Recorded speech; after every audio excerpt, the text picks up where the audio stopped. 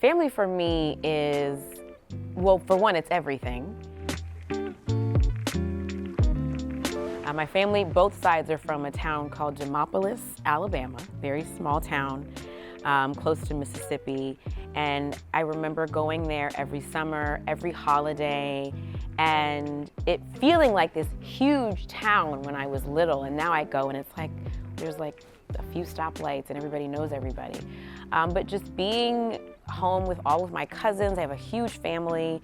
My grandmother is one of 11. Just running around in the country and getting bit by mosquitoes and eating barbecue and sitting around with the elders and listening to them talk about life and how appreciative I am now of those lessons that I learned from them. My earliest family memory, probably road trips with my mom and my stepdad and my brother and sister. Every Christmas, we used to drive from Georgia to Alabama, where my mom's family is from. It was like a 4.5, 5-hour drive.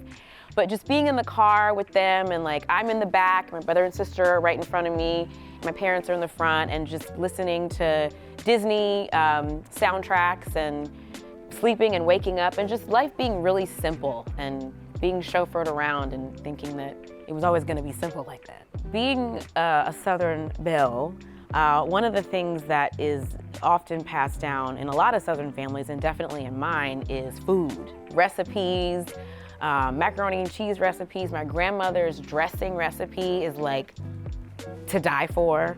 I have not yet learned to make it. And this past Thanksgiving, my mom was considering not coming to my house for Thanksgiving, and I was like, whoa, whoa, whoa. Who's making the stuffing if you're not coming? Because it's literally something that's in her head that came from my grandmother. We really have always gathered around food and ways that food can be a universal gathering thing. We've always subscribed to that, and that's something that I'm trying to be more diligent about, making sure that I'm writing down recipes and practicing them. Because someday the elders won't be here. My mom, this is so shady.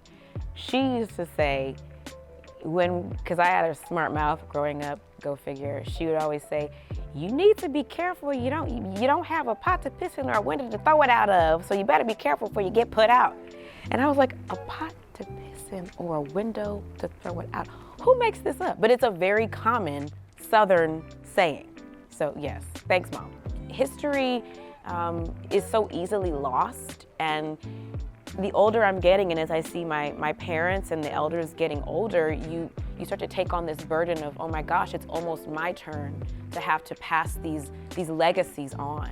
I'm really blessed to have a family that really is very diligent about making sure that we know who we are. My mom is always saying, you're the oldest, you need to keep your brothers and sisters together, you gotta stay together.